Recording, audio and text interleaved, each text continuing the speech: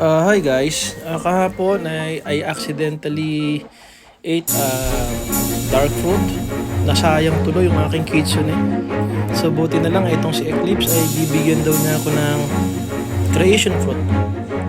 Nagamit ko na kasi dati yung quake fruit kaya gusto ko namang matry yung bago. So no choice tayo kundi testingin muna kung ano yung magagawang power nitong creation fruit. So tingnan natin guys, samahan niyo ako.